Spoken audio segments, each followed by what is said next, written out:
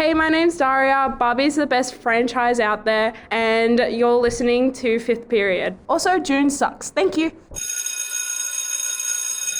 Hello everyone and welcome back to Fifth Period, the film podcast hosted by two media teachers, where every once in a while something magical happens. And that something this week is a 15-year-old who recommended a 1950s classic for Film Club. My name is Mr. Brown and with me as always is... Mr. Whittle. Magical indeed. The excitement has been palpable for ever since it got mentioned. As soon as we did the call out for the films, I didn't get to talk to you about it before you responded to me going, oh yes, it will be North by Northwest or something along those lines. And I already knew it would be as well. You and I are both mega fans. Yes, and so is Ethan, who selected the film. So thank you very much, Ethan. Ordinarily, we do like to try and mix it around. Ethan picked our film the previous week as well. So we would try and do a little bit more variety, but once this was put forward, there was no way we could pass it up. Absolutely. I was really shocked to hear that he'd not only heard of the film, but seen it and really liked the film. And I found out that Mr. Marnie is responsible for it. Oh, beautiful. Yeah, so former colleague and good friend of ours,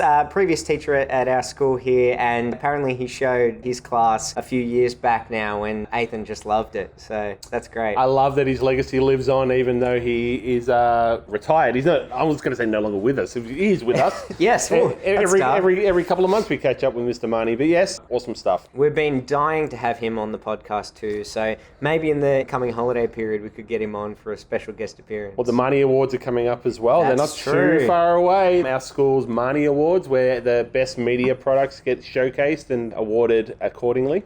Very, very excited for that this year.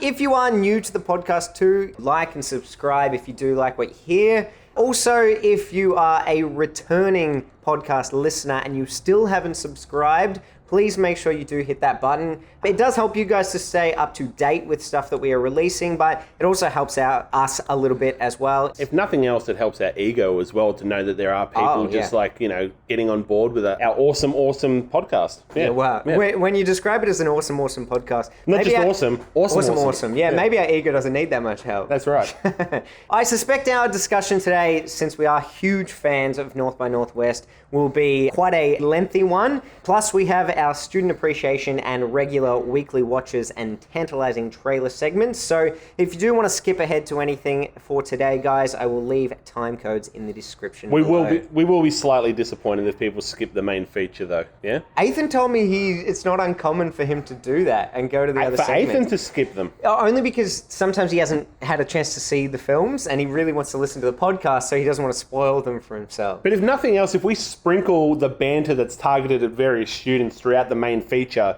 surely they want to listen just to see if they get a mention, right? Wow, their ego is just as starved as ours. Yeah, that's right. We all want that media attention. That's it. Yeah. Before we get stuck into our main discussion, I do want to give a big thanks to Daria for her intro to today's episode.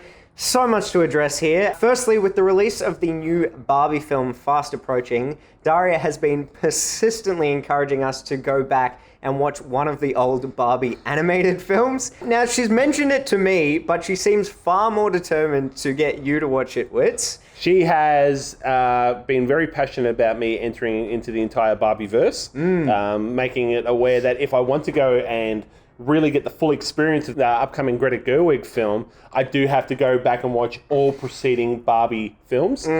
I think that's an outright lie, but I like Daria's ambition. I've been a teacher with Daria for years and years now, and for her to participate in that banter is a lot of fun. Yeah, look, I suspect she knows just how insufferable you will find it and just likes to bring you pain. She knows the reality is I'm not going to do that. Yeah. So it's just a matter of talking about it, yes. I will go see the new Barbie film. I'm excited for that one. Yeah, me too, actually. But Daria is a big fan of all things Barbie. She is. The other major reveal, though, is that she is not a fan of June. And I was very, very pleased by this revelation on Friday. In fact, with taste that good, maybe I do need to rethink her recommendation for Barbie. Right. Well, yes, I wasn't aware of that, so that changes things in all future interactions with Daria. She is there every single Friday, so thank you very much, Daria, for your loyal support. Yes, indeed. How many of our students do you think have actually watched North by Northwest over the weekend? The whole thing, or a quarter of it, and then committing to the rest of it. The specific dig at Ollie there? Yes, that's right. So Ollie last night did mention to me that he goes, Sir, I watched like a good quarter of the film, which you said he said a half of it. So he's maybe... It's getting shorter and shorter. So he's whittled it down to a quarter, but he's very confident he's going to watch the rest of it. As to answer your original question, I'm not too sure. I mean, obviously Athan, maybe some other students that were in Mr. Marnie's class that Athan's referring to. Possibly. But yes, I know that a film set in the 50s, and I mean late 50s, almost 60s, it's not overly appealing to the majority of our students, unfortunately. But if you haven't had a chance to check it out, you are making a big mistake. It is a great film, and especially if you're going to listen to the episode today, it's got lots of plot twists and turns along the way. So we will be discussing a lot of those spoilers. So it is really, really important that you go check it out if you're going to have a listen. For sure. I want to ask you the question, actually, with accessing a film like this, like we obviously once were teenagers as well. Did you watch and enjoy films of this era when you were that age? Absolutely. Yeah. So I grew up on films like this because my dad loved them. Yeah, right. So he introduced me to a lot of these films. When I was in high school, I definitely would have seen North by Northwest amongst most other Hitchcock films. Yeah. So I've recently gone back and checked out a bunch of Hitchcock films that I hadn't yet seen, some that had kind of fallen through the cracks, but I was a huge fan of older films back then, especially older thrillers and suspense films. Yeah. They were very much up my alley. See, for me, I would be in the same as, assumedly, the other students where we didn't watch films like this in our house, and so this would have been something I got to later on, maybe in my 20s, once I became more aware of the grander, the bigger way that films can be. So, you know, I do understand why students would have that reluctance to access a film of this era. 1959, and about 10 to 20 years later, we started getting the blockbusters. So it's not until really the 60s, more into the 70s, it's really Jaws onwards, right? Yeah. Jaws is like a big milestone for blockbusters and a real shift in cinema into Hollywood, and then everything else after it. But yeah, so I would have come to it a bit later, whereas you had someone of an older generation guiding you through. Absolutely. Yep. And if you've got someone who introduces you to it and they're passionate about it, if you experience the film with them, then it draws you in a lot more as well. Are you saying that we should host a screening of North by Northwest so we can be those people to the students? All aboard. Well, I mean, we did kind of already do that on Friday, right? Oh, that's true. We attempted to. But I think by default, and it's totally understandable, students will look to a film of this era and go, it's old. If you love cinema, give North by Northwest a chance, right? For sure, yeah. All we are saying is give North by Northwest a chance. Yes, that's right. I think, too, that if you do, sometimes when you watch a film like this that you wouldn't ordinarily go to and then you enjoy it, then it kind of opens the floodgates, right? Correct, absolutely, yes. And I'm really hoping that we do draw a couple of students in with this film, and then we can start making some other recommendations of films that are in a similar era. For sure.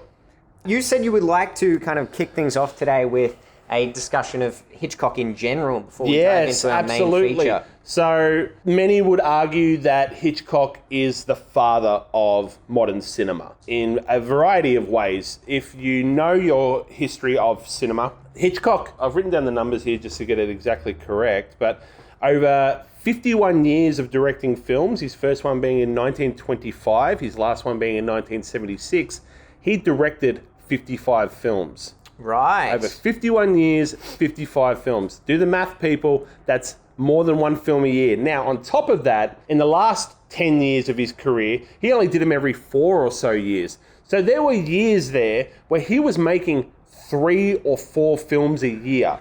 Now, obviously, quantity is not everything, right?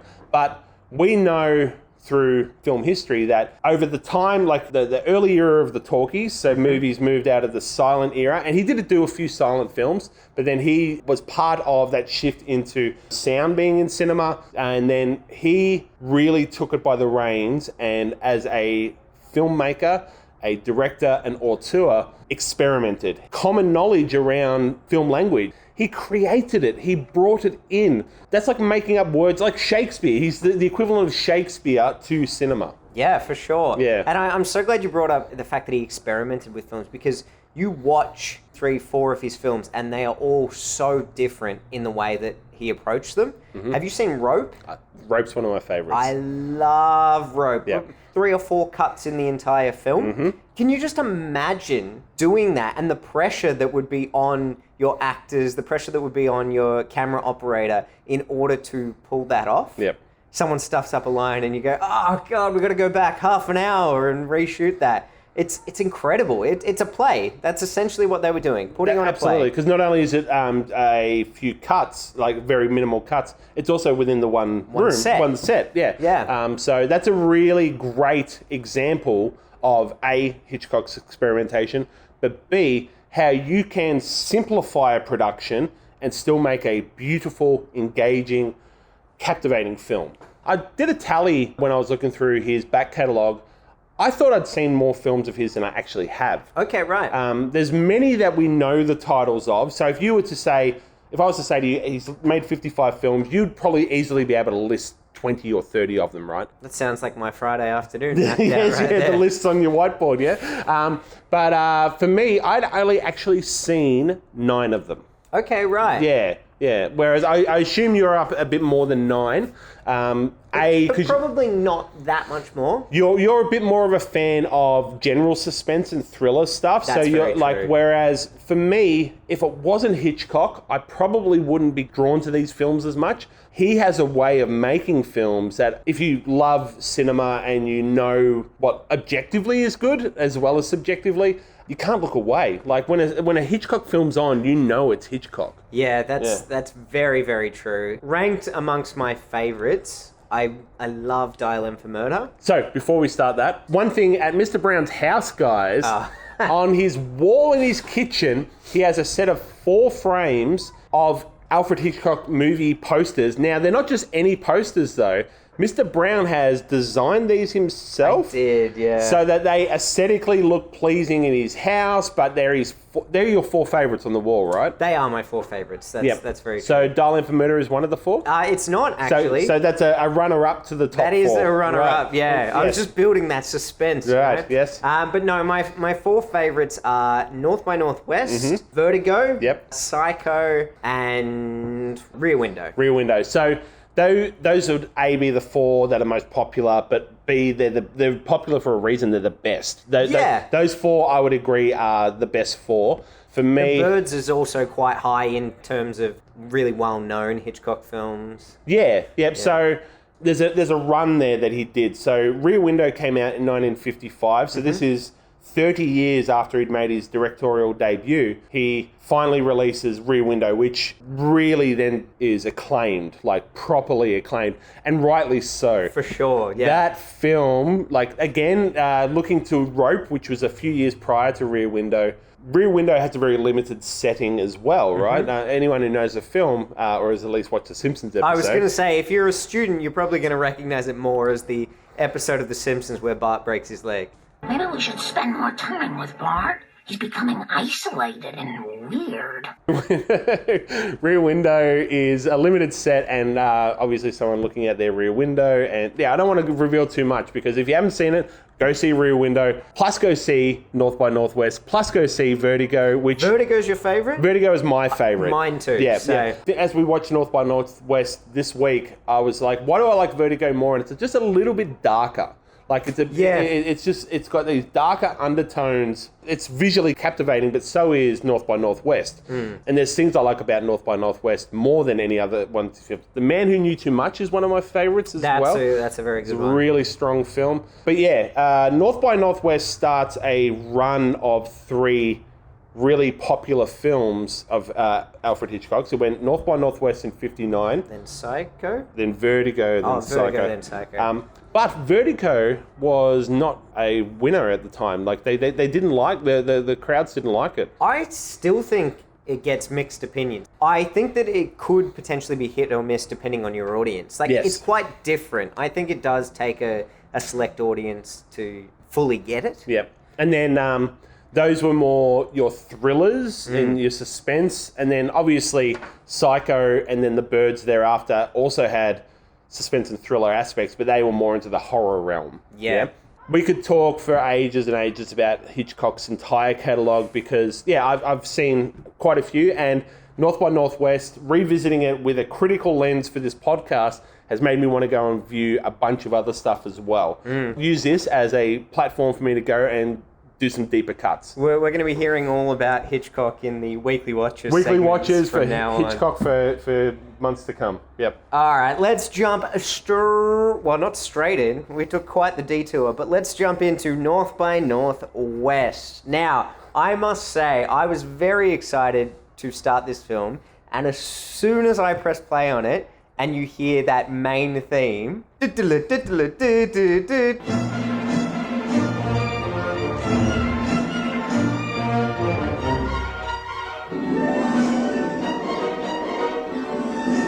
even before that, when we get the MGM logo and it's the green one. Now, I'm pretty sure this was exclusive to this film. This is the only film he made for MGM, by the way. Oh, is that right? Yeah. He worked with other production companies before and after. Because it shifts from the green MGM logo into just the green wash for the title cards. We look at them now and go, oh, they're pretty basic. But at the time, they were super innovative. I really adore liked them. I adore them. I didn't think basic at all. No, I really loved it. The angular titles That and then becomes the skyscraper. correct, yes. Yeah, that set piece is, I believe, the basis of what they did for the North by Northwest play. So you know how they did a live version of it? Yep. I believe the basic set throughout the show is kind of like a scaffolding shell of a room. Right. And so it's kind of that crisscross pattern that you see in that opening credit. So clever. Yeah, and then the music, of course the music. Bernard Herrmann. Favorite film score of all time. It's so good. Bernard Herrmann has done a bunch of great films, but this is my favorite. This is one I have as part of just like my mix. So like if you just press like shuffle on my Apple Music, sometimes you'll get North by Northwest music just playing on it. And then shifts from the building, so from the green into the angular shot of the building. But the lines become the skyscraper. Yep. But it's also so symbolic of the fact that this entire film is all about going from location to location and the crisscrossing of paths and runways and things like that. Even in some of the advertising for the film, Alfred Hitchcock said the film was like a holiday. Yes. It travels all around the world, and it's so clever how everything ties in. This is probably, talking about the crossing and the way they move from place to place, this is probably a good time to bring out the title itself.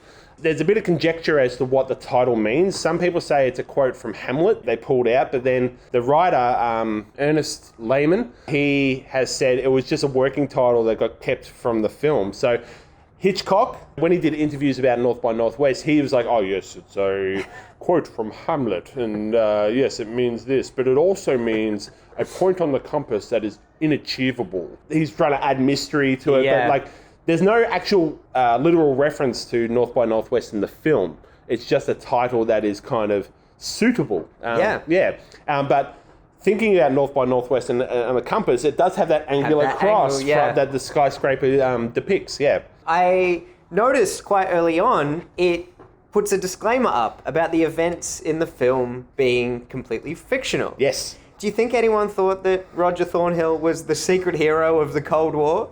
We talked about this before the podcast. Sometimes the plot points fail me, as in I don't always follow plot points to the nth degree when I watch a film. When did we learn that this was tied in with the Cold War?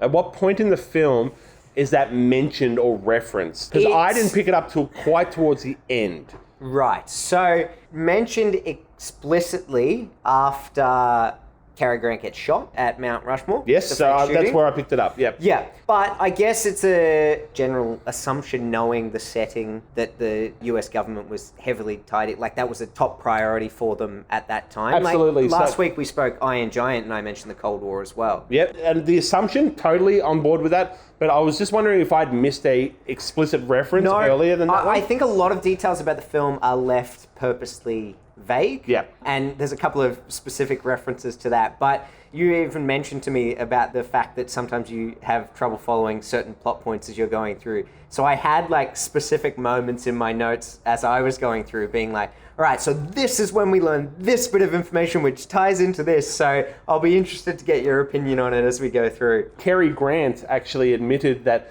he didn't understand the plot at times, and Hitchcock wouldn't clarify it to him because he wanted Cary Grant to come across puzzled on the screen. Because Roger is puzzled for the entire film. Yes. So I like that, again, just exemplifies Hitchcock's innate ability to get the most out of his film, including his actors. As the title card for director Alfred Hitchcock comes up, we see Alfred Hitchcock making his standard cameo in the film. He tries to catch a bus and the bus door closes on him and drives off. So anyone who has already experienced Alfred Hitchcock films, or maybe has been encouraged by our ranting for 25 minutes already, a little Easter egg is that Hitchcock appears in most of his films, or most of the later ones at least. A lot of people make the assumption that it's all of his films. I think you said 55 films? Yes. I think the count for his cameos is around the 40 mark. Right. So quite a lot of them. Yeah. But I found it really interesting that as he was doing this, he realized that it was detracting from the mood of the film.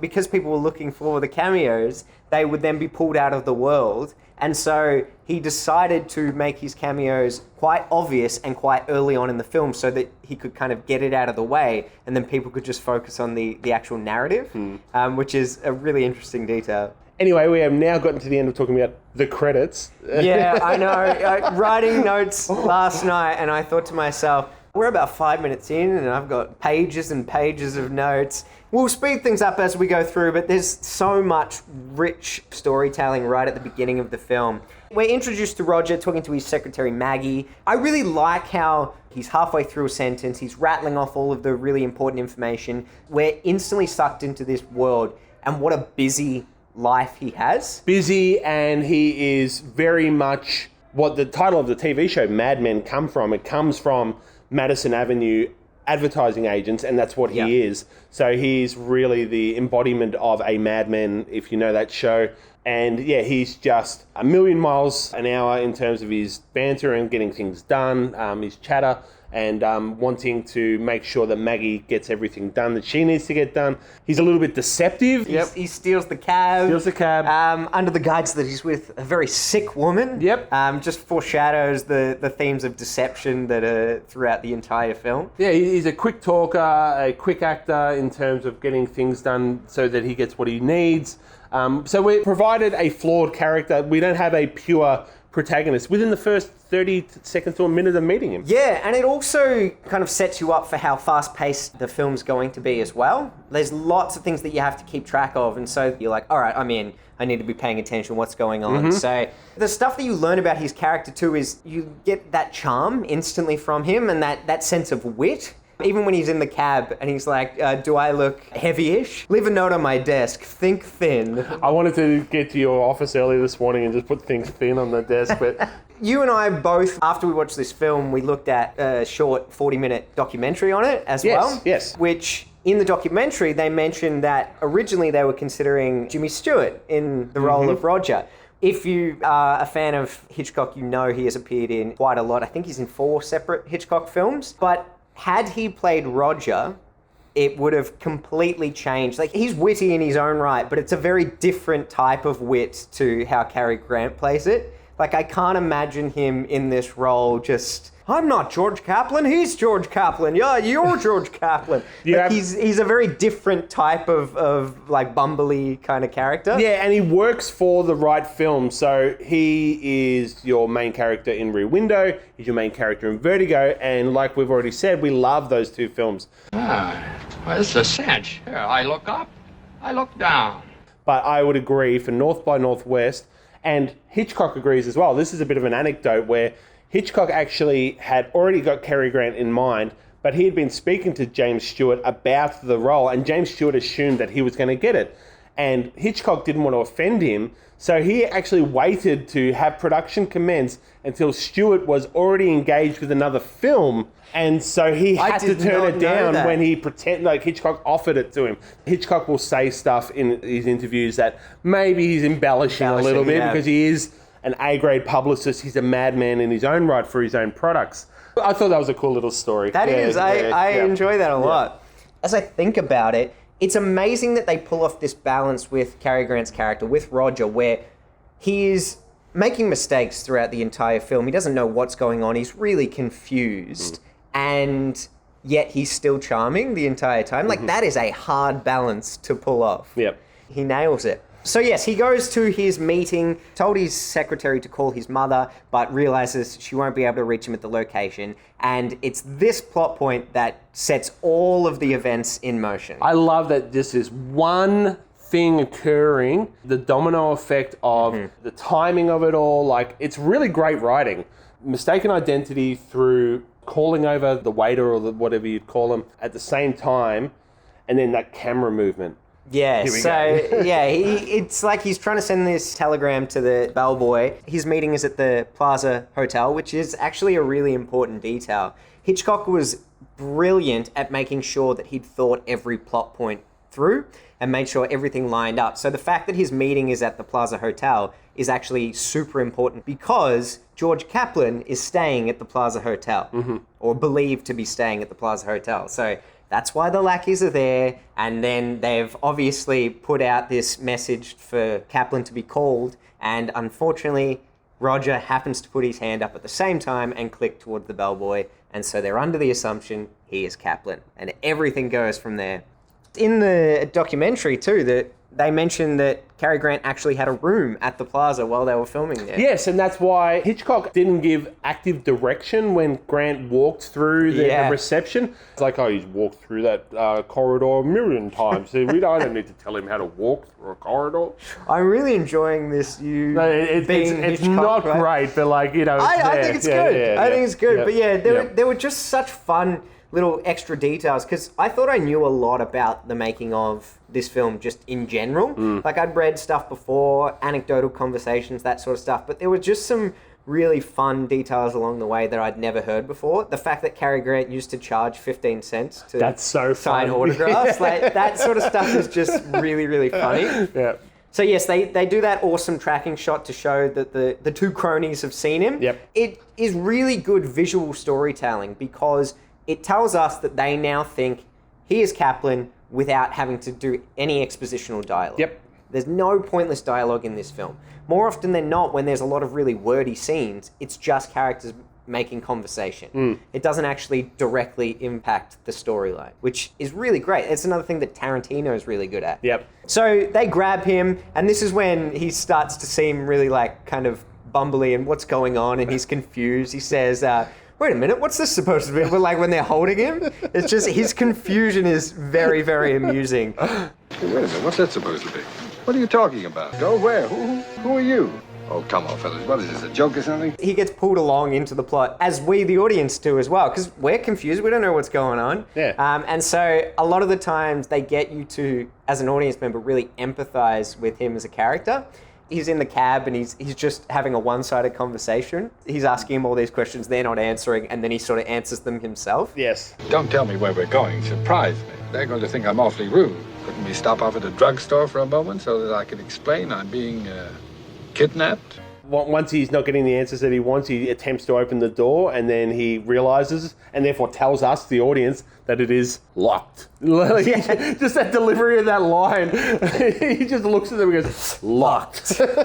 So he arrives at the Townsend residence, where he meets James Mason's character. So James Mason's character is Philip, but he's currently pretending to be Lester Townsend. Yes. And I love James Mason. I love James Mason. I love this character as well. Like I said to you before we pressed record, I'm not too sure of where else I know James Mason outside of the Kubrick Lolita. You knew of him. I said The Last of Sheila, which is a great whodunit film. Yeah. And also... Is he a villain in that? No. No? Well, I mean, if I say he's a villain in a whodunit film... Yes, that's true. Yes, I'm telling you whodunit. No, with the voice raised. No? Yeah. Maybe? Yeah. I would say the cast of characters in that, they're all pretty insufferable. So Yep. they're all villainous in their own way. Right, Right. yep. But it's a great film. The reason I ask is because I think Mason epitomizes villainy. Oh, he's Yeah. so good. He's so good. What's his surname? Philip Van Damme. Van Damme. Damn!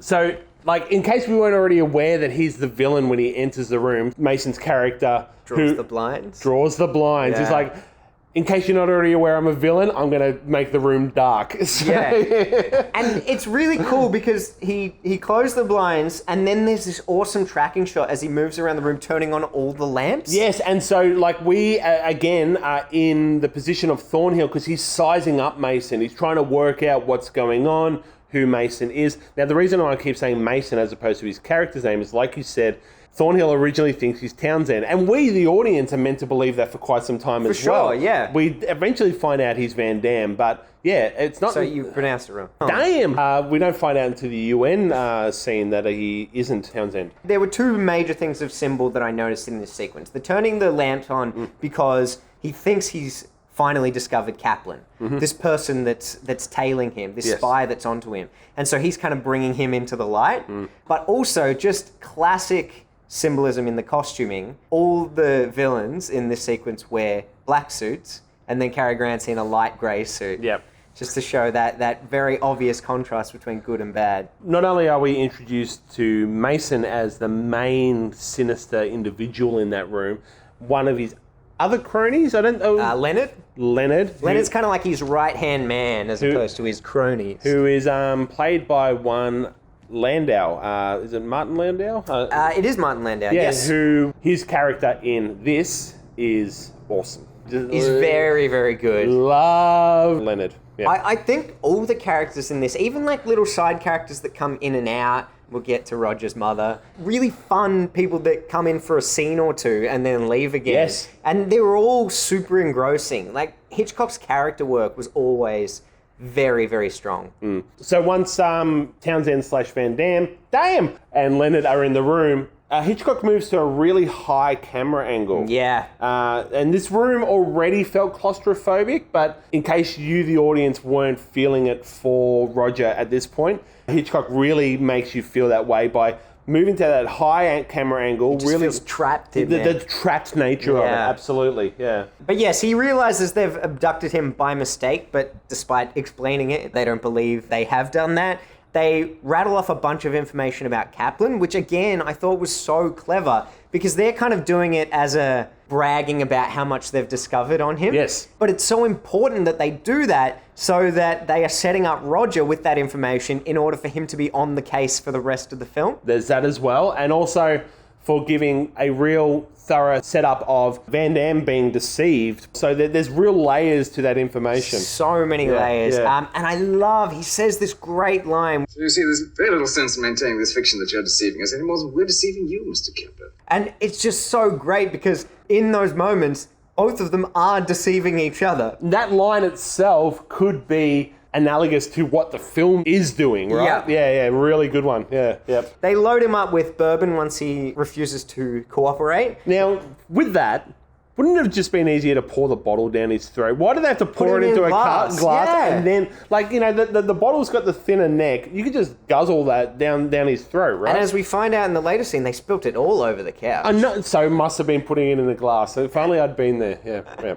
But yes, they load him up on bourbon and then try to send him driving off the cliff, but he regains enough control at the last minute, kicks one of the henchmen out of the car, and then steers away from the edge, driving down the street. I love this sequence. A lot of people might think the rear projection looks a little janky, but I think it looks great. I love the rear projection. I would say Cary Grant's acting in this is a little bit silly. Oh, really? I love it. I didn't, not to the point where I disliked it, but like, it was a bit comical. That's true, but also, isn't his character comical throughout the entire film? Yeah.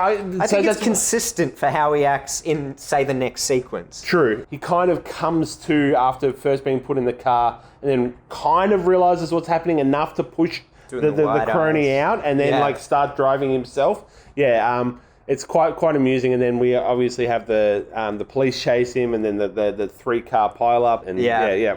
So they take him back to the station, and I know you said you'd think it's a little bit goofy how he's acting behind the wheel, but Cary Grant acting drunk at the police station is one of my favourite things. It is so funny. It is, that one is good fun. The slurred speech is really good, and when he's just rattling things off. Assault with a gun and bourbon and a sports car. We'll get him. He just slips like a silly joke in there, like in while he's talking to the policeman. And then when you hear the one-sided conversation with him and his mother on the phone. Yes. Like, no, mother, I haven't been drinking. No, they didn't give me a chaser.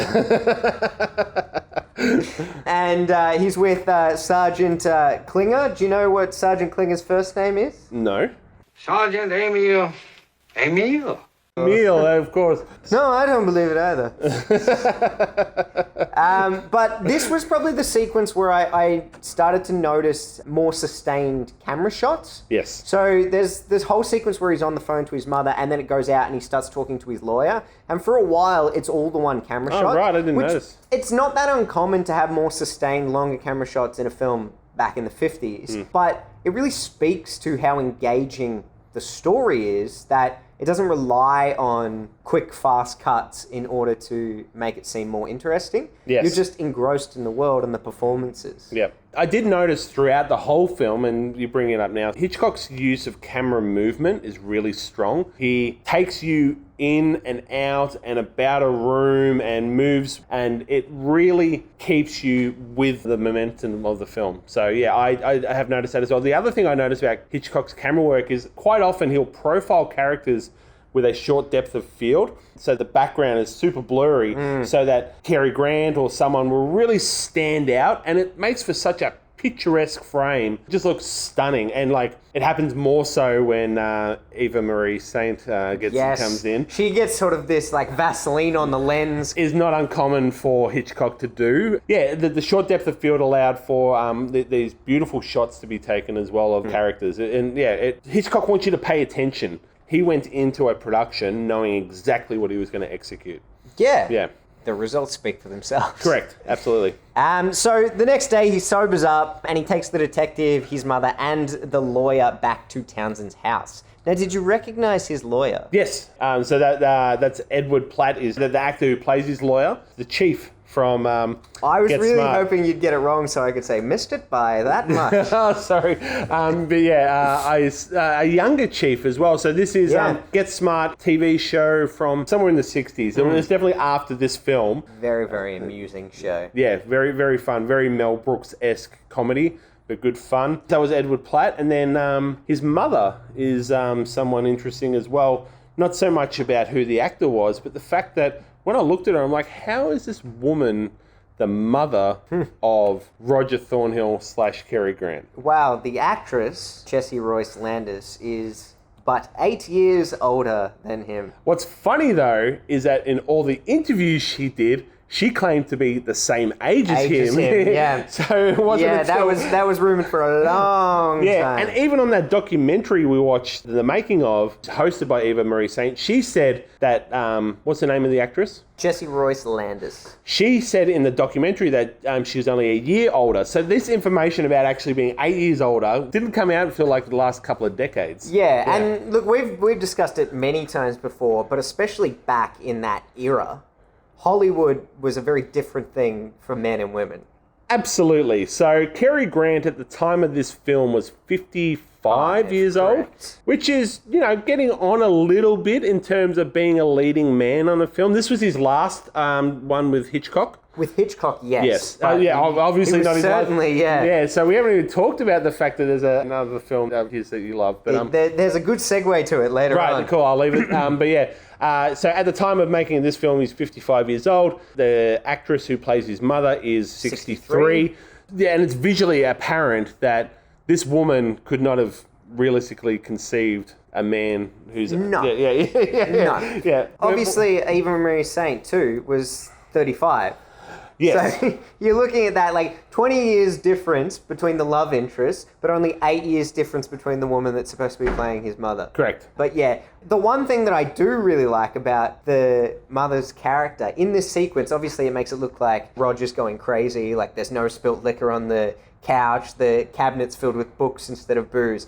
And the mum is just making sarcastic comments at him. And you go, oh, that's kind of what he was doing to all the characters earlier on. Oh, So like you mother, could, like you son. could believe that, they'd been in the same environment while he was growing up. When they're at the Townsend house and Roger's unable to convince the lawyer, the policeman, and his mother that the things happened, his mother actually says a weird line, which is, Roger, pay the $2. And at that time, I'm like, he was only going to be fined $2 for the destruction of the police car and stuff. But what I found out is that line, pay the $2, is actually a colloquial statement, which is something from post-World War era.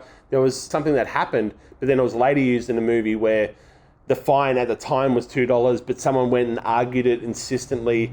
This was just like a drink driving charge in like the 1930s. Right. But it hung around as a saying decades afterwards. That's cool. It wasn't that the fine would have actually been $2. But for a while there, I'm like, $2? His mum's right. He should just pay the $2. Yeah. But yeah, I like that in this sequence we don't see Lester, but we see his wife. I love the interaction between the wife humoring him and, oh, he was at a party and he got drunk and went off. There's this line that she says where she goes, oh, you didn't borrow Laura's Mercedes, did you? And he's like, no, I didn't borrow Laura's Mercedes.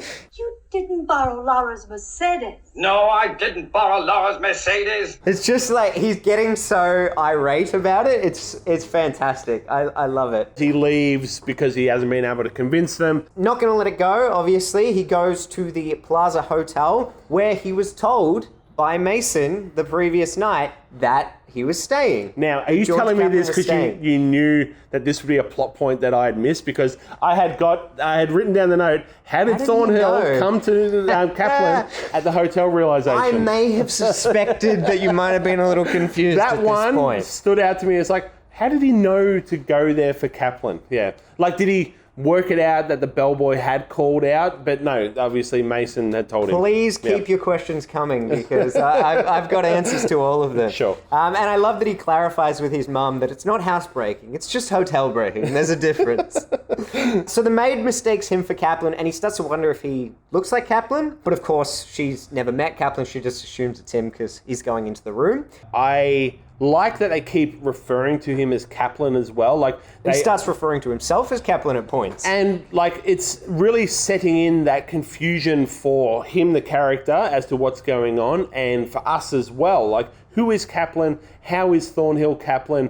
The fact that everyone's saying Mr. Kaplan, like they overdo it, but to a positive effect. Like it's having the effect on the audience that Hitchcock intended. Yeah, I really appreciated that. But the cronies call the room while he's there, and he makes the mistake of picking up the phone, only cementing the fact that he is in fact Kaplan. Yeah, of course he is. He's in the room. Yeah, why would he answer Kaplan's phone? Yeah, It's clearly ridiculous. he's Kaplan. Yeah. But then I like when they meet him in the elevator on the way down, and his mother asks them point blank, are you really trying to kill my son? And everyone in the elevator starts laughing. So good. Yeah, it's good fun. Then he ditches his mum and goes to the United Nations building. And there's such a cool detail about him arriving. They weren't allowed to film the United Nations building, but Hitchcock wasn't going to let a little restriction like that stop him. They filmed it in the back of a carpet cleaner truck. Right. He arrived at the place and got the wide shot from the carpet cleaner truck. But I noticed it before I watched the documentary that when he gets out of the cab, it's either rear projection or a matte, or there's something a bit funny about the shot as he gets out of the cab. And I went, why would they not just film that on the street? And then obviously I found out that they could only get that one limited wide shot of the UN building, and everything else in that sequence is either sets, matte paintings, or rear projection. Yeah. Like even when he goes into the building, you can see he walks across the lobby and only a small section of it is actual footage. The rest is like a matte painting that's around it. Yeah, so with the outside shot, supposedly, I didn't pick up on this until after I heard about it afterwards, that you can see someone looking at him with confusion as to looking towards the camera, kind of. I didn't see it, but supposedly it's there. But that lobby shot, and it's so beautiful. It is beautiful. And I'm like, is that replicating what the interior of the UN actually looks like? I mean, would imagine assumedly. so, yeah. Hitchcock uses locations very specifically. He's very conscious of the effect that a location has. The architecture of the UN building is really important. Like, it does have that ominous look to Yeah. it, but it's also got a modern look to it. Yeah. Yeah. At this point, he confronts the real Lester Townsend, who he realizes is not, in fact, the man he met the other night. Someone's taking photos in the background, Yeah. and the flash is going off. It kind of has you on edge. Yeah, You're it's giving that there's- anxiety, there's right? sudden Yeah. flashes going off. Yep. And I was talking to Ollie about it today, and he said when the knife actually goes in the guy's back, so we made it this far in the film, when the knife goes in the guy's back, he thought originally he was just sort of reacting to a flash going off or something like that. And so it's so well done in terms of building that suspense and anticipation. What I love about that knife in the back shot as well is I think the camera pulls out and the blocking of the actors within the scene where they surround, it really tells the audience that Roger is now being not set up, but like he's going, well, he is kind of set up, I guess. I don't think that's the intention, but he grabs the knife. That's a rookie mistake. That is a rookie mistake. But yeah, like the way the people within the room surround him and then witness the reaction shots from like them leaning over the it's great. It's really well done. Beautiful shot. Yeah.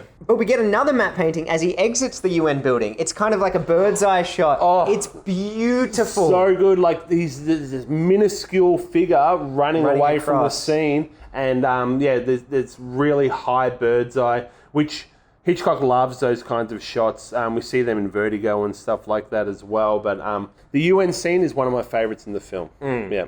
And this marks a turning point in the film because we as an audience are now taken to the unnamed intelligence agency. I mean, they're all in the same alphabet soup. Oh, you're going to do it already. I love that line because it's so good. Yeah. And this, maybe we can tangent here, this talks to the MacGuffin of the film as well, right? Two MacGuffins, in fact. No, the double MacGuffin. The double MacGuffin. So, for those of you who aren't aware, MacGuffin is basically a term that, I don't know the origins of it. Have we talked about it on the podcast before, MacGuffins? Maybe briefly? Yeah. Basically, it's a plot device that is used to take the story forward where in the grand scheme of things, it's really irrelevant, but something is needed in order for the characters to move forward within the narrative. In Psycho, it's the money. Yes, right. And in this film, it is the fact that they have been setting up Mason's character for some reason, and we do get to know it that he's trying to export microfilm for the Cold War and stuff, but that's not relevant to having Roger have all these things occur. And then so we switch to the scene to that unknown agency, the Alphabet Soup Agency. Let's call it that. It's so good. Yeah. We as an audience now, the plot is revealed to us. And it was earlier in the film than I'd remembered it being. I felt like we were in the dark for longer. And we are about certain aspects. Like, this doesn't reveal everything in terms of the plot, but we are now led into a major plot detail that Roger remains in the dark about for the majority of the film. And that is that George Kaplan doesn't exist. Does not exist. It's a fake alias that this government agency has made up to divert attention away from their real agent that is secretly tailing Van Damme. Which we haven't, as an audience, met yet. Correct. Yeah. So we're still in the dark about who that agent is, but we find out that George Kaplan doesn't exist. Hence why no one's seen him. And then when you articulate all of these layers of the narrative, it shows the complexity of the story, right? So I'm really appreciative of you making sure that you're going to take me on this journey in case I missed anything. Yeah. So Van Damme found out that he was being tailed by this fake agent, Kaplan. He sends his lackeys to the hotel that he knows Kaplan is staying in. They page him to try and expose him, but Roger accidentally raises his hand at the same time. Lester Townsend only gets roped in because Van Damme uses his house, and then to cover his tracks, he gets one of his lackeys to kill him with a knife, and then Roger is accidentally framed for that murder. Yeah, I lost you? I tried. Like Roger's confusion as well. I don't necessarily need to know all of these things. And Hitchcock would actually sometimes call that out, where he would have a plot point question by someone on set. Cary Grant said, "Why am I even doing this?" And he's like, "Because I said so." So like Hitchcock and his genius understanding of how film works would sometimes go, doesn't matter as long as the audience is there with them. But yeah, this agency going, how did this come to be? How did this Thornhill guy come to be part of what's going on? Does it matter? Well, just go ahead. Yeah. Even one of the agents says, it's so horribly sad. How is it I feel like laughing? Yeah. And it's like, because intricate webs of misunderstanding are amusing. Like, I get a real kick about how layered the plot is when I'm watching this through. It is amusing. There's comical elements to how intricate it is. Yeah. But they decide to do nothing, noting that if Van Damme thinks Roger really is Kaplan, it will continue to throw him off the real agent that is tailing him. Thornhill is just going to be a victim in the greater good of whatever the agency's intent is in terms of the agent that they're trying to cover up. Yeah, they justify it, essentially. Yeah. But Cary Grant isn't just going to roll over and die. No. He chucks on his snazzy specs and boards a train to Chicago on the hunt for the non-existent Kaplan. Now, do you know much about this train that he catches? Oh, no, I don't. The 20th Century Limited. Now, this was a train that would travel express from New York to Chicago and back. And it was like a luxury train to the point where, and they actually have a shot of this as he looks out the window and he sees the legs of the police and they're walking on red carpet. Oh, okay, right. The phrase, the red carpet treatment, comes from this train. That's cool. Now, my assumption was the red carpet treatment was all about, going into awards ceremonies and they roll out the red carpet. The red carpet treatment is from the 20th Century Limited train, the express train from New York to Chicago. So I thought that was a cool little That tidbit. is a cool detail. Yeah. Also, the guy that is at the ticket booth is Gideon from Charade. So that is my segue to Charade, which is another Cary Grant film, probably my favorite Cary Grant film. If you enjoy North by Northwest, so if you're listening to this and you think it was right up your alley, you will love Charade. It is very, very similar in terms of a mystery element, similar kind of wit from the characters and that banter with the romantic characters as well. It's a really great film. It's also PG, so if anyone wants to recommend it for a future film appreciation, I would be stoked to talk about it. It is a good one, in a week sure. to come. Yep.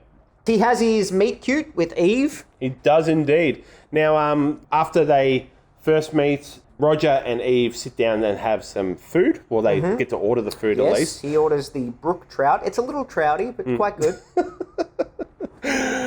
And then the train suddenly stops, and Eve is very astute and picks up that the police are boarding the train, warns him of it, and so they escape to her room. But even in the train cart, the dining cart, they have this great dialogue back and forth about how neither of them are honest people. And it's awesome because they're both lying to each other in this moment.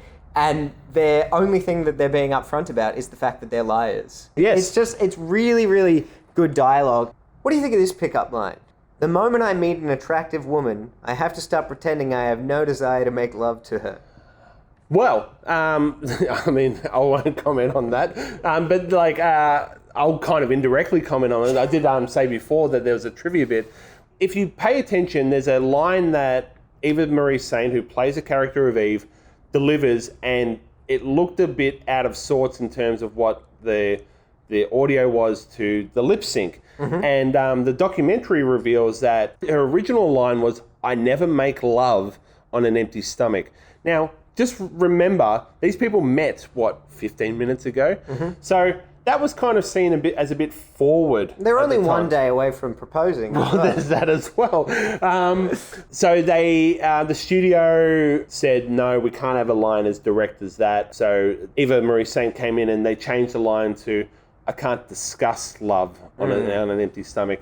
And I did notice that, but then there's more than enough other things that happen between these two very early on that kind of insinuates that cutting that line doesn't really make it that they aren't being sexually forward to each other. Absolutely. Yeah. I mean, the fact that they both ordered the trout, nothing like fish breath to get you in the mood, am I right?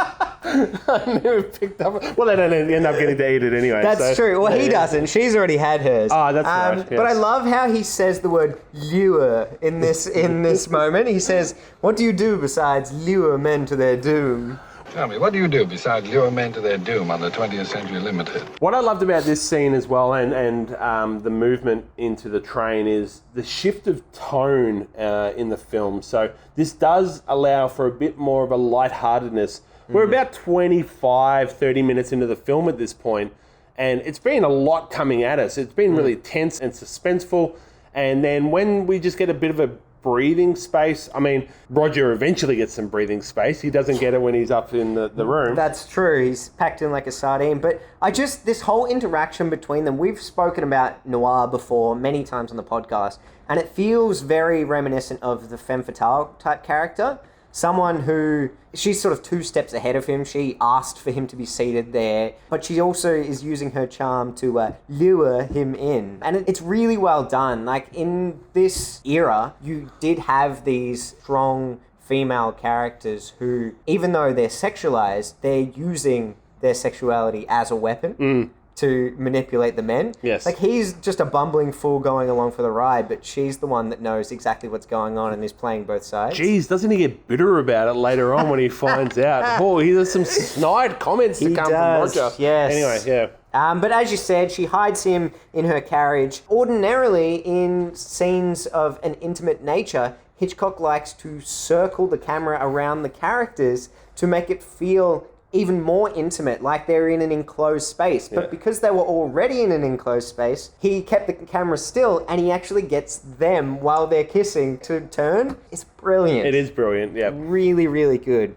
So they fall in love. They do, of course. And within hours, realistically. she's pretty cavalier about this, considering he's a suspected murderer. And of course, as an audience member, we find out in a moment why that is, because she's there with Van Damme. But Cary Grant's not suspicious at all. Roger has no qualms about her being fine with him being a murderer. Nope. He's very aloof.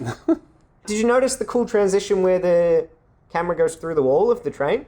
No, I didn't. I think it's in James Mason's carriage, and he's like talking a little bit, talking about Eve, and then the camera just transitions through the wall, and now we're outside the train. Because those outer shots of the train are beautiful with the curvature. Yeah. Now, I have a question to ask you about the actual train platform. And it's possible you said that Hitchcock liked to use a lot of shallow depth of field so that the background was blurry.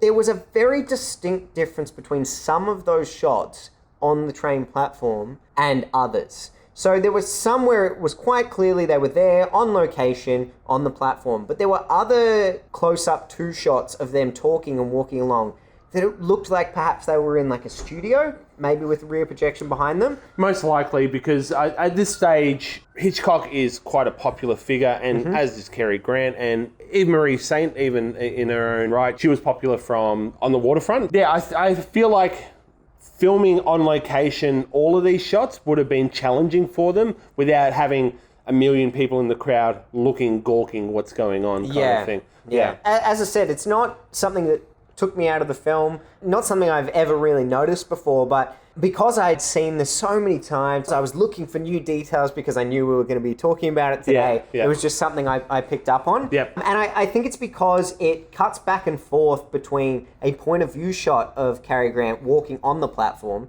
which is quite clearly on the platform, and these shots of them with presumably rear projection behind them. And so there's a distinct difference in the clarity of the shots between them. But did you notice that they use point of view shots quite a lot in this film to get the audience to sort of step into Roger's shoes? A little bit later on during the crop duster scene when he's approaching the man across the street. It's a very slow, sustained point of view shot. But yeah, I really like that because you feel tense. You're walking along, you know he could get caught at any moment, and you do genuinely feel like you're in his position because of the way that they use camera. Yep.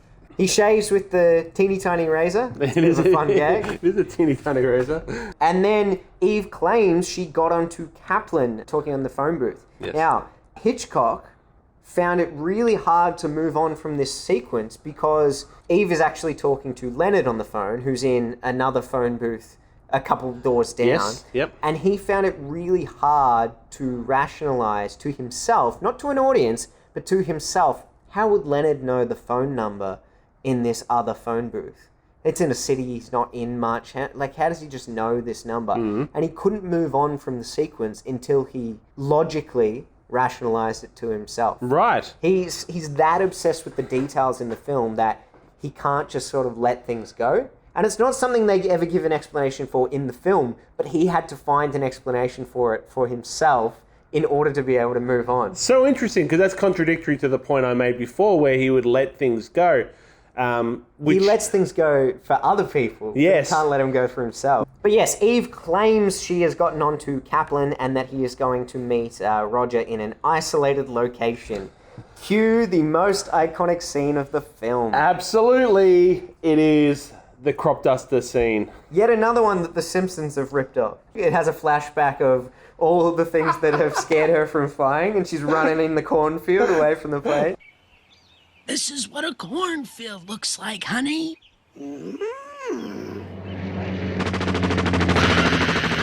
I'd forgotten about that. That's great. So funny. Yeah. But the tension build up in this scene, was it nothing happens for 8 minutes? 8 minutes. Amazing. But it's not just that nothing happens. Nothing happens for the audience as well, in the fact that they don't use music. There's no score.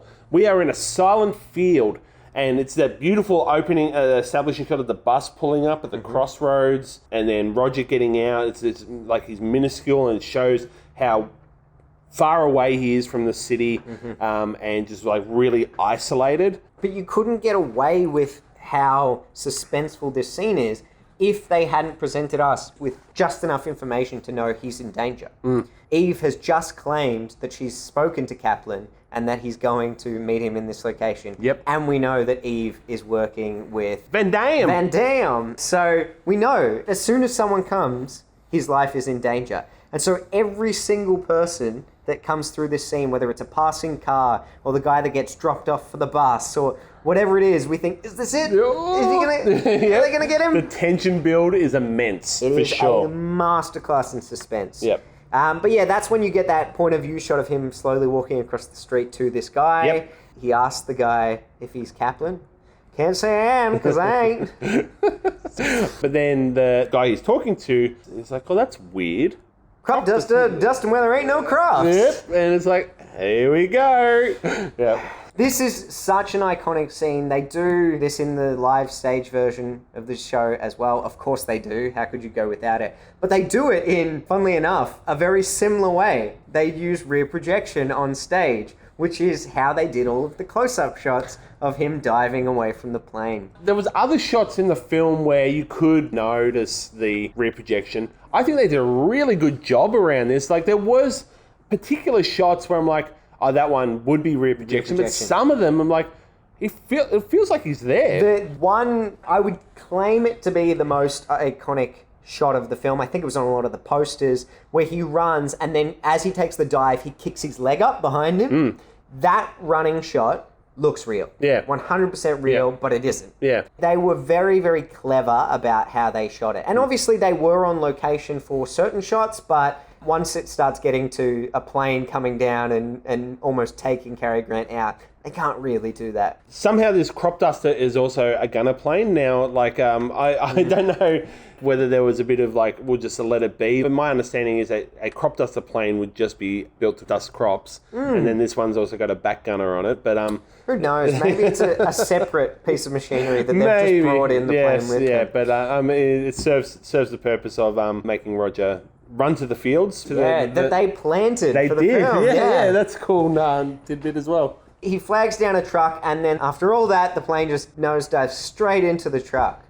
Peggy Robinson, I believe her name was, she was the script supervisor, and she forgot to make sure that he was covered in dust for the rest of the sequence. Wasn't dusty. He wasn't dusted. I noticed that he's chosen a time of day to shoot outdoors where the shadow cast is really prominent. So it kind of gives this really nice contrast on faces, also the spread of the shadows from everything as well. It's a risky thing to do though, because then you got to worry about continuity. If you take a long time to film a sequence, those shadows are going to look completely different. And look, there probably is moments in the film where there is continuity errors like that, but when you're this drawn into the world, you don't notice stuff like that. Well, doubly so as a challenge when your scriptwriter stuffs up and doesn't make your main character dusty enough. But then he steals a car and heads back to the hotel that he knows Kaplan is staying in. Old Dusty Thornhill gets back to the plaza. That's it. And I really like the shot of him just like double parked and the cops are just looking at the truck. Yes. It's very funny. Yep. He sees that Kaplan has checked out even before he was able to get that message from Eve. So he realizes that Eve has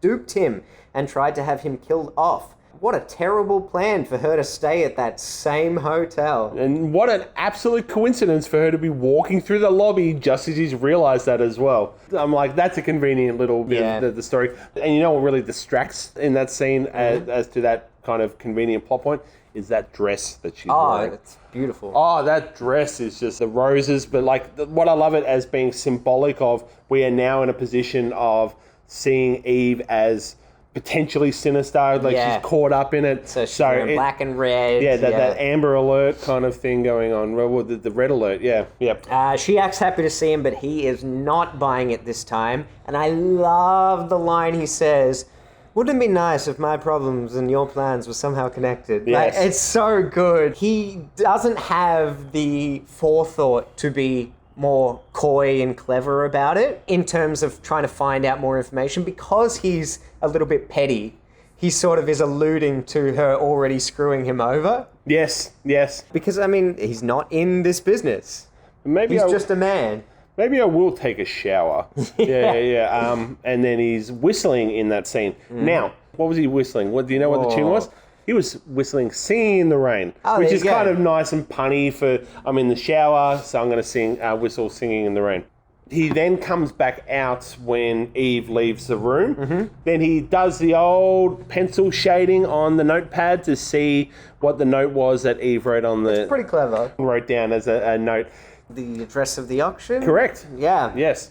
Thornhill knows where to go next. He does. So he follows her to the auction and confronts Van Damme, who, as he's confronting him, you can visibly see that Van Damme is starting to act like Eve's a bit suspicious. Yeah, but Thornhill was, for the first time, seeing Van Damme and Eve together. So this realisation really that... betrayed. Yeah, so I love, again, we, the audience, get to experience that point of view from Thornhill through camera use. Yeah. We get one of my favourite lines in the film. So James Mason is talking about how he's really all over the shop with his acting performances. He's playing the jilted lover, or he's playing the guy that's been framed for murder. Yep. Then Cary Grant says, "Apparently the only performance that will satisfy you is when I play dead." And James Mason goes, In your very next role, you'll be quite convincing, I assure you. It's just so good. He's got this sophisticated wit about him. His delivery of all of his lines, it always sounds so neat and almost poetic. Yes. Very, very sharp wit. And our Alphabet Soup agency man is in the audience at the auction as well, because he becomes more important at this stage. Yeah, and it's at this point that Rogers just seems fed up. He's like, what are you going to do to me next? Put me in a vat of molten steel? And he's not wrong. The plane was melodramatic. It was awesome, but it was melodramatic. Yes. But he can't leave, of course, because they'll kill him. So he causes a scene and gets thrown out, and that's fun too. I really enjoyed that. That endears Roger to us a bit more because it's like, oh, that's pretty clever. Yeah. And I love how smug he is about it too. Like, as he's leaving, he's like, "Sorry, old man, too bad. Keep trying." But yes, then he gets in the back of the squad car, and they take him to the airport instead. There's this funny moment, I've never noticed it before, but a funny moment where they're in the car, and because they're obviously not in a real car, they're doing like we're turning. And there's this one point where Cary Grant clearly shifts to turn, but the cop doesn't do it, and Cary Grant just bumps into him and kind of looks at him as if like, come on, that was our turn. Get into it. But it's just very, very amusing. But yeah, they end up at the airport instead. And so this character from the unnamed agency, Alphabet Soup Agency. This character, the only name he gets given is the Professor. Yes. Which I assume is a code name? Yeah, well, who knows, right? But again, it's just going to take the story forward. There's a bit of back and forth while they're walking towards the plane. There was a line about, who's he describing? I think he's talking about Mason's character as an importer-exporter. Oh, yeah. Now, Art Vandelay. What does he import? Chips. As soon as it came up, I'm like, there's a soundbite coming. Art Core. Valet. Corvalet? He's an importer. Just imports, no exports? He's an importer-exporter, okay? We're having lunch with Art Corvalet. Vandelay. Corvalet. Let me be the architect. I can do it. I imagine that's what they were talking about or saying when the plane turbine gets too loud for us to hear the dialogue. I'm sure they're talking all about Art Vandelay. That's very funny. Which that alone, that was an interesting one. What's the value? Why did Hitchcock choose to do that? Where there's a portion of the dialogue where we, the audience, can't hear it because the propellers are too noisy. Because we, the audience, have already heard it. The same dialogue line. Yeah, well, this is when he gets all of it explained to him. Okay, and we already know that information. Right. And so it's a way to say, I don't really want to go over the same information again, but I also want you to know that he knows. Yep. And so they can do it in a condensed period of time because we don't need to hear what they're saying. Right, okay. I wasn't too sure whether there was a deliberate piece of information that's still being kept from us, but you're saying it's just to expedite time. Yep, Correct. Cool. Yep. But the one bit of information we do get now is that Eve is, of course, their extra agent. And so with him being so persistent and following after her, he has now compromised her position. Yes. And so they have to hatch a plan to protect her cover. Now, this obviously also gives a sigh of relief to the audience because unless there was more twists to come, Eve is on the side of good. Mm-hmm. We, the audience, go, okay, now if this all gets resolved and Roger hooks up with Eve, he's allowed to because she's a good person. Good person. Yeah, so we then get transported to Mount Rushmore. And Rushmore, by the way, guys, is our code word for the day. Good one. I like when he's looking at Mount Rushmore through the spyglass, the binoculars thing, and the professor blames him for being too charming. He's like, it's your fault for being charming. And he's like, are you trying to tell me I'm irresistible?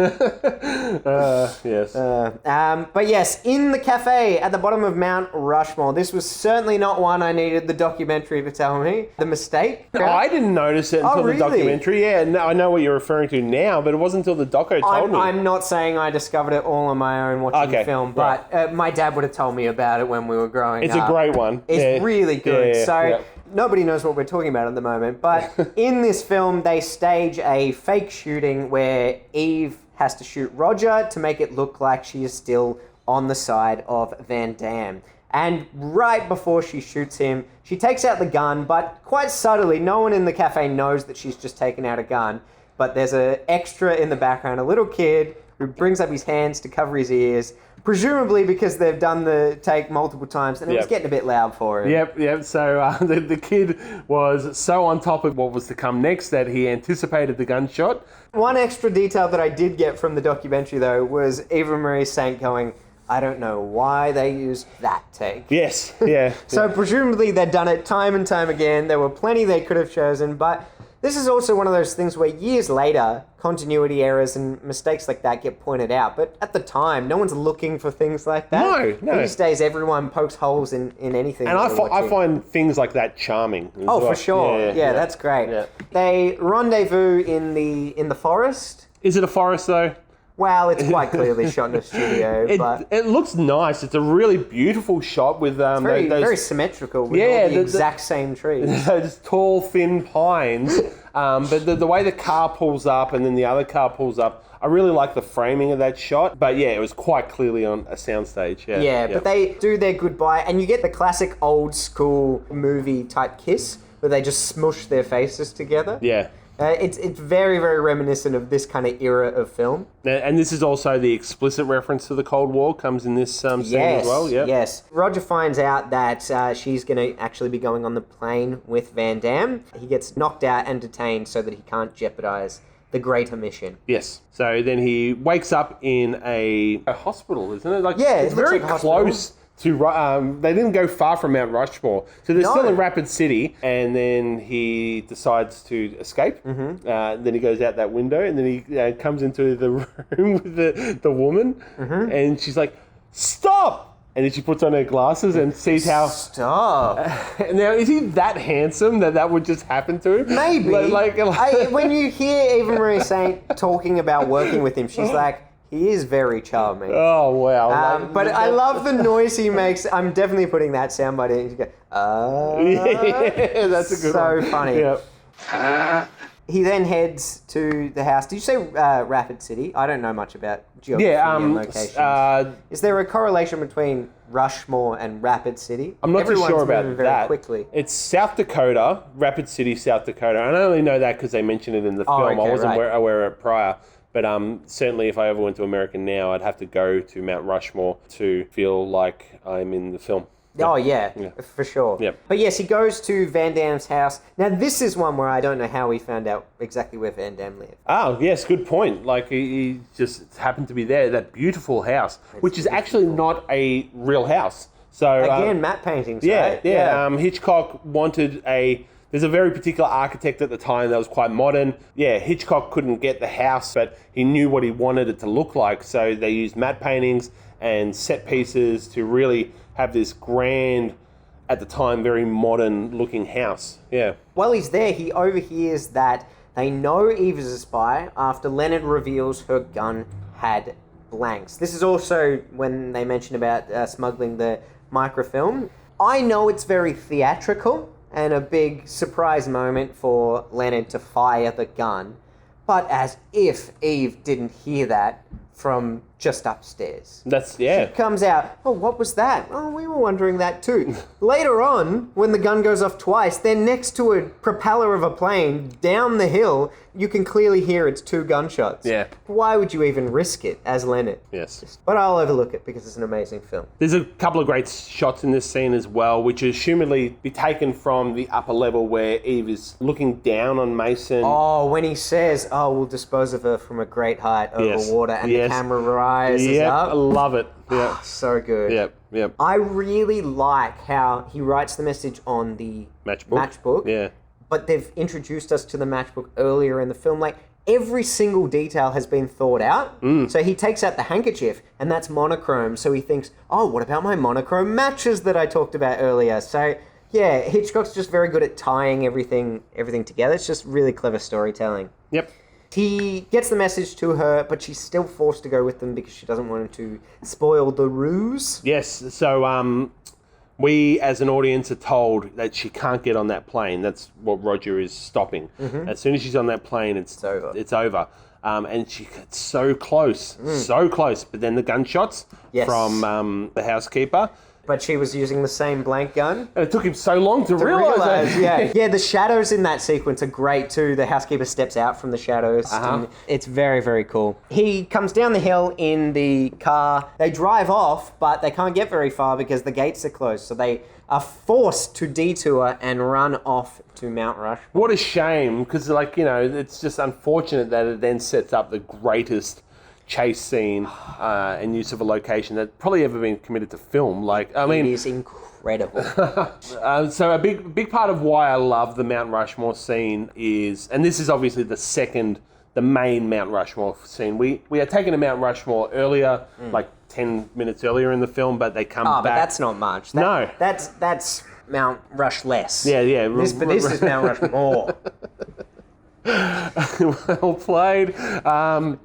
And the scale, the way that Hitchcock uses the camera to give us the enormity of the faces and the relative size of the characters on Mount Rushmore. Yeah. But they never step on the faces. They never step on the faces. And why don't they step on the faces, Mr. Whittle? Because they weren't allowed. Very, very controversial scene. They didn't want them to depict people dying on a monument of the presidents. MGM was able to smooth things over by promising that they wouldn't actually ever set foot on any of the president's faces. And a big part of the development of this film was the fact that Hitchcock and his wife drove past the monuments of Mount Rushmore, and Hitchcock wanted to use it as a location, to the point where one of the working titles of this film was The Man Inside Lincoln's Nose. Why? Yeah. Now, obviously they didn't go with it, and great that they didn't, because it's a bit silly. It's very silly. But yeah, at one stage, there was an idea that Hitchcock had where they would have like a bit of a gag where the Thornhill character would be hiding inside Lincoln's nose, and while inside Lincoln's nose, he would sneeze so that it looked like Lincoln sneezed. That's pretty funny. It is kind of funny. don't think it would work in the eventual tone that they went for this scene in this film. But yeah, that's a little bit of trivia. That idea, well, a similar idea was used in a later Macaulay Culkin film, which is almost as critically acclaimed as North by Northwest. A little film called Richie Rich.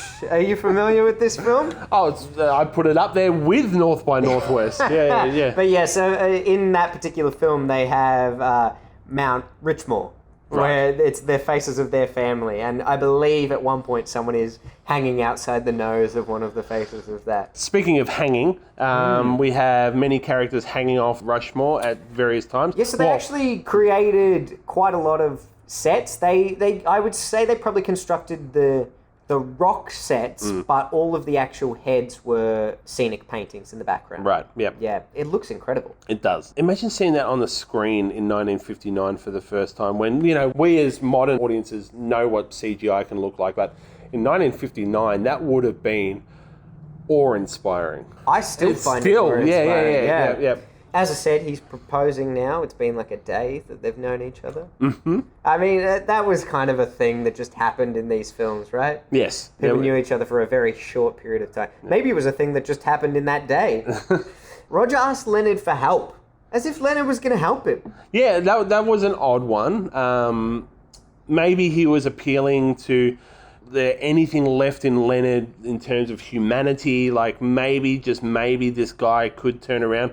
Obviously, instead turns and steps on his hand. His hand, yes. But luckily, the sergeant nails Leonard with a handgun from the very top of the monument. It's a good shot. Yeah, a great shot. Especially because you don't use them blanks. Yeah. Yes, James Mason gets one final cracker of a line. That wasn't very sporting. Using real bullets.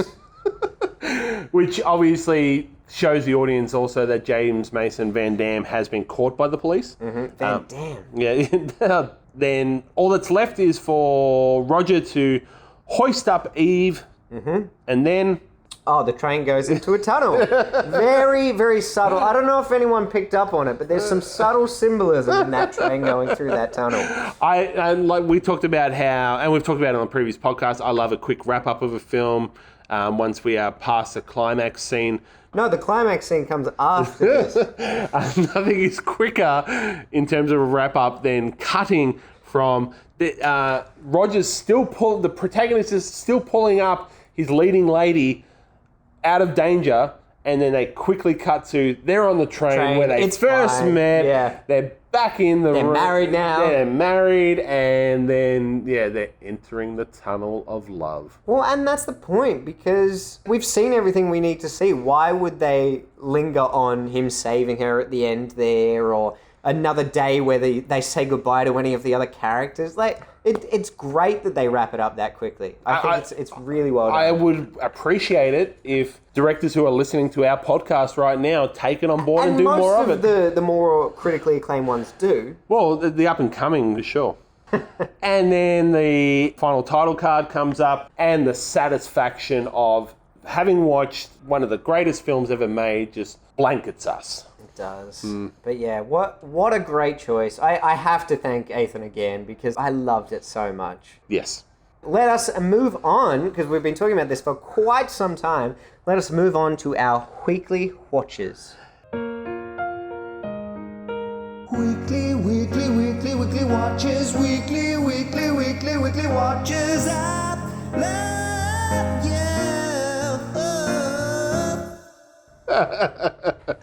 Oh, brilliant, Mr. Brown. Brilliant. First one is one that I said last week I'd be talking about it, and sure enough, I'm halfway through the season. I Think You Should Leave, season 3, which is the sketch show that's on Netflix. I Think You Should Leave with Tim Robinson. Comedic genius in my mind. Very, very silly stuff, which is right in my wheelhouse of the comedy I like. 16-minute episodes, sketches, just absurdity. Loving it. Exactly what I expected it to be. If you want some silly comedy, many people would go, this is dumb, I'm turning it off. Yeah. This is weird, I'm turning it off. Mr. Whittle will go, this is awesome. I'm going to watch this 5 times over throughout the next 6 months. Yeah. Yeah, well, that's very reminiscent of one that's on my list and one that I know is on your list too. Tim and Eric's Valentine's Laugh Along. Yeah. So I know you're a huge Tim and Eric fan. You actually got me into a lot of their sketches. It popped up in my YouTube feed. They made a Valentine's Day special where they basically went back and watched all of their romantic clips. I sent it to you, but of course you'd already seen it as their number one fan.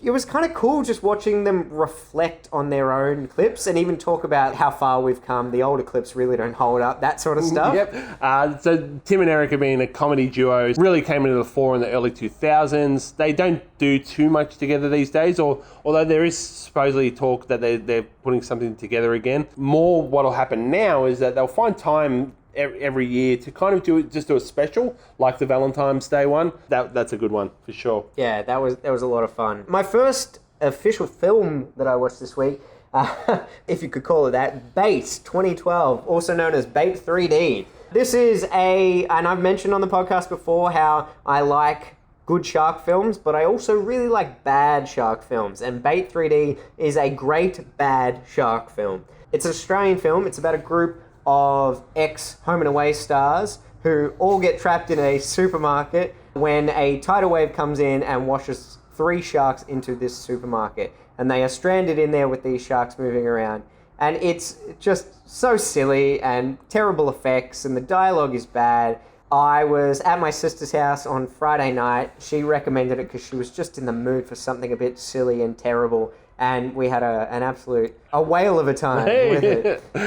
So yes, that's Bait 3D. If you like really, really silly, exaggerated, monster-type shark movies, then that is the one for you. Yes. Speaking of exaggerated, silly films, I watched the most recent Mission Impossible film. No, I did watch it. Don't do that to me. As you are aware, listeners of this podcast, I have been working through the back catalogue of Mission Impossible films, and I have achieved the mission of watching all 6 of them prior. You did choose to accept it? Yes, I accepted the mission, and in anticipation of the Dead Reckoning Part 1 coming out just next month. Or maybe even late this month. I can't remember. I'm very excited. Yeah, I am too. Even though I thought that MI5 and 6 weren't as high up for me in the ranking as maybe 1, 3, and 4. We won't talk about 2. I didn't even think there was a 2. I thought it just went straight from 1 to 3. But still quite enjoyable.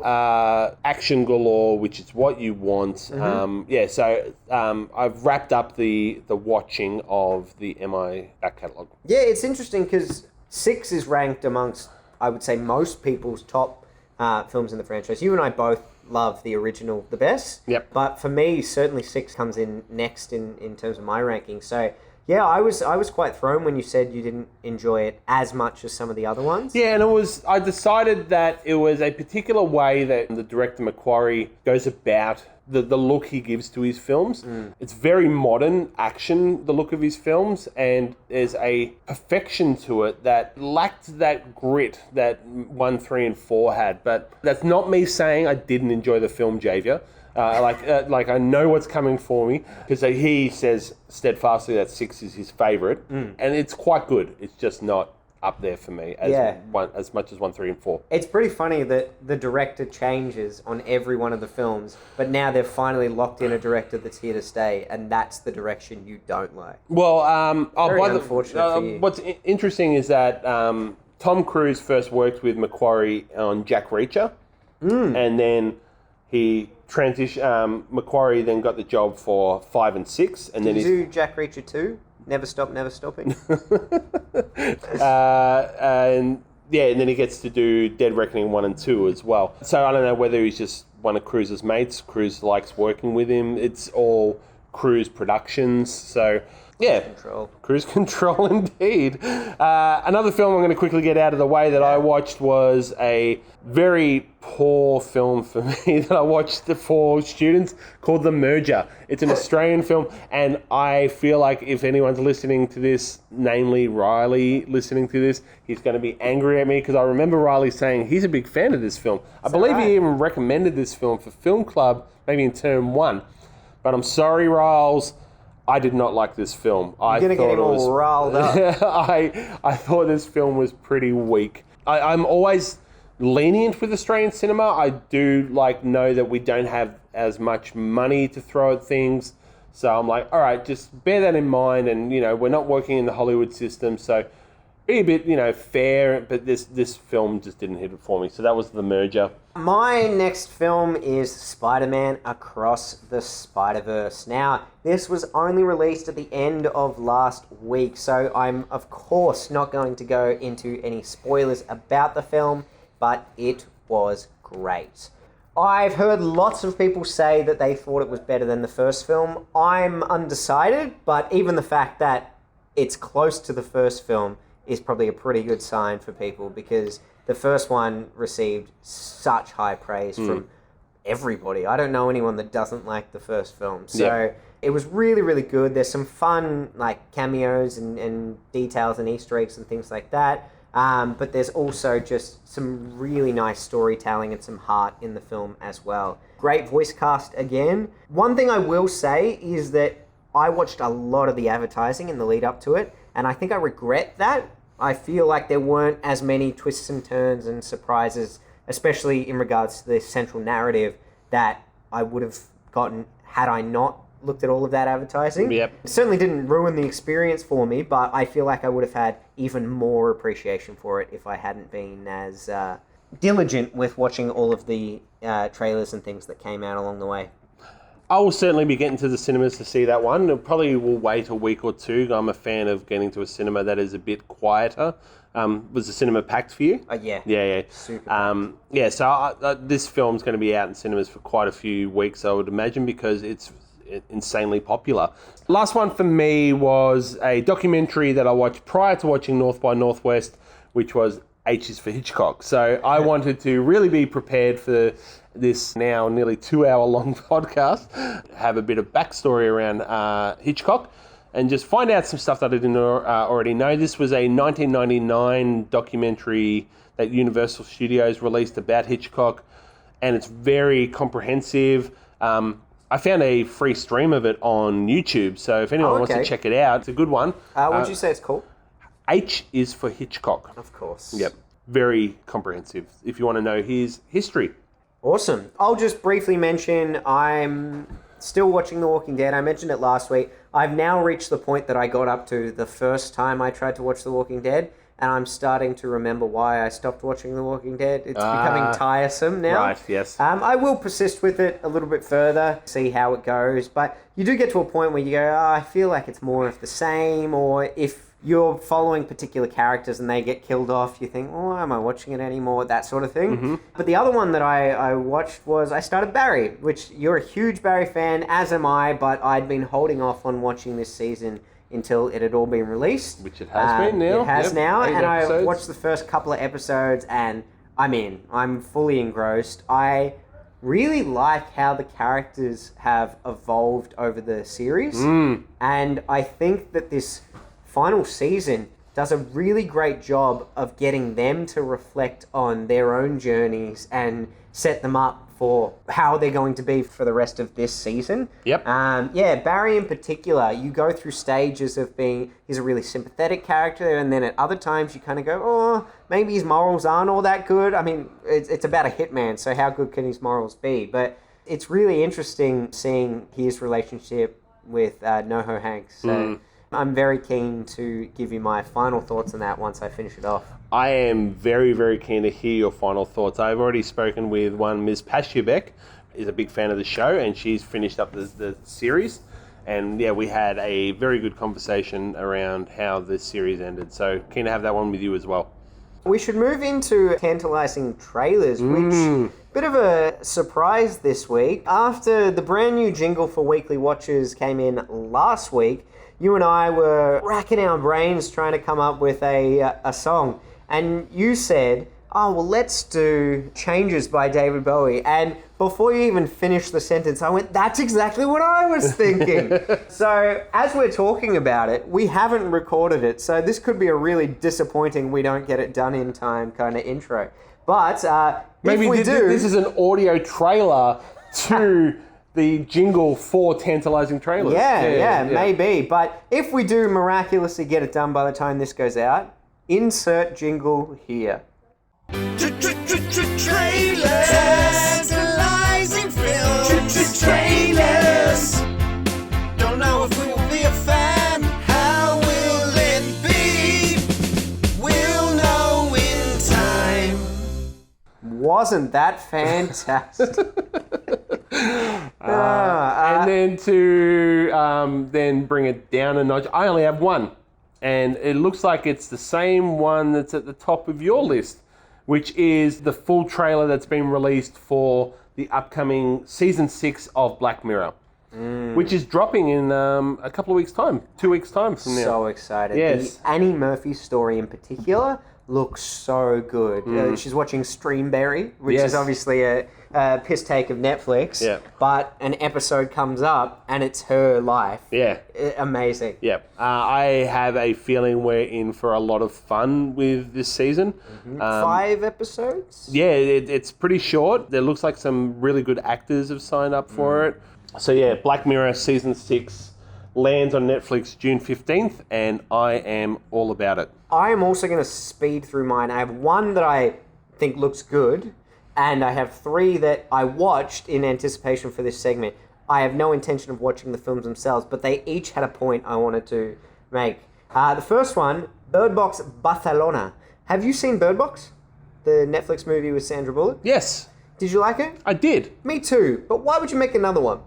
Yeah. Money is the answer. But, Correct. it looks exactly the same, but it's set in Barcelona. Right. And yeah, I just have no desire to watch that narrative continued. Is Sandra Bullock in this one as well? Oh, right. Yeah. No, it's like a spin-off in a different place. Okay. So I was curious to get your thoughts on why you think that might happen. But another one that I saw, there's a new action film with John Cena and Jackie Chan. Again, I have no intention of watching this, but I'm quite a fan of Jackie Chan action films. I also quite like when they pair Jackie Chan's action with like a comedic actor. I'm a big fan of the Shanghai Noon, Shanghai Night films with Owen Wilson. But the main thing about them that's so amazing is that obviously Jackie Chan does all his own stunts. And the thing about this one is it just looks like every single action film that's being released at the moment where they've injected all of this crazy CGI over the top of it. And I just can't understand why he would make a film like this, because it will completely compromise the realism of the stunts that he's doing. You don't know why he'd make this kind of film? Well, money again. Yeah. So 2 for 2. Yeah. But yeah, I thought it was disappointing because I really like him, and I think he's got quite good comedic chops as well. It certainly didn't look like a winner for me. Right. The last bad one before I finish on a high note is a film called The Outlaws. It is a new film with Adam Devine, whatever his name is, Pierce Brosnan, Alan Barkin. Like, there's quite a big cast, but it looks like a pretty cheesy kind of action comedy movie about meeting the in-laws and then they turn out to be bank robber type thing. Right. But the reason I mention it up is purely for one gag. At one point in the trailer, Pierce Brosnan and Alan Barkin are talking to Adam Devine about the fact that he looks like James Bond. And Pierce Brosnan checks in. He says, "Oh, which James Bond?" And she goes, "Oh, the 5th one." And he goes, "Oh, good. I liked him. He was a good one." It's like, that's a pretty good gag. Yeah. But yeah, the film itself looks pretty rubbish. But I do have one good one on my list. Well, I think it's going to be a good one. I've never seen it. It's called Bubkiss. I've heard of it. Oh, no, it's not a good one? I didn't enjoy the first episode. No! But maybe, and this is something I do, it's a very Whittle-esque thing to do, is that if I don't like the pilot, sometimes I won't push through and give it another chance on the second. So you only watch a whittle bit. Yes, this is what happens. For context, this is a fictionalized version of Pete Davidson's life, but the clip that I watched wasn't the trailer. it was kind of an extended scene with him chatting to John Mulaney. Okay, no, so that's not in the first episode. Okay, so and right. like we have both Big John Mulaney fans. big John Mulaney fans. So yeah, maybe I need to go back to it. And I love Pete Davidson as well. I loved King of Staten Island. I thought he was awesome in that. So I should give it another chance for sure. Well, in this scene in particular, you know how John Mulaney mentioned Pete Davidson in his recent stand-up special, yep. and how everyone blames Pete Davidson for the fact that he got addicted to drugs? Yes. They talk about that in this sequence. Oh, right. Okay. And about all the fan theories of how when they were on a show together, they must have switched souls. It's hilarious. It just felt very witty, but it also felt like a very dark comedy. Yeah. It seemed amusing. I think I'd like it. All right, well, we'll probably leave it there. We've been talking a long time, and if I'm being completely honest, I don't know how much of this I'm going to cut out in the edit, because I love North by Northwest, and maybe people don't appreciate it as much as we do, but I feel like that conversation was one of our better ones in terms of just how enthusiastic we were. We have for days now been looking forward to this conversation, and even this morning while we were getting a coffee, we wanted to be doing it then, but we had to get through the school day. It's now dark outside. It is, yes. And years have passed. Yes. Before we do wrap up, guys, I do want to just one more time remind people to be liking and subscribing. Please share this around too if you think that it might be something that friends will be interested in. Leave comments underneath. What did you think of the new jingle that may or may not have been included in this episode? But also different suggestions for future episodes. We've actually only got one more Film Appreciation Club for the term. Yes. Then we're going to actually take a couple of weeks off. Now, we're not sure what's going to happen in the holiday period, but the next 2 Fridays of the term, we won't be running film clubs. So as a result of that, we're also using it as a much-needed break from the podcast too. Coming in fresher for term 3. That's exactly right. Now, we would love to stick around all night, but Mr. Whittle and I have a job, a secretary, a mother, 2 ex-wives, and several bartenders that depend on us. No, we don't. Oh, we don't. My bad. Catch you next week, guys. Bye-bye.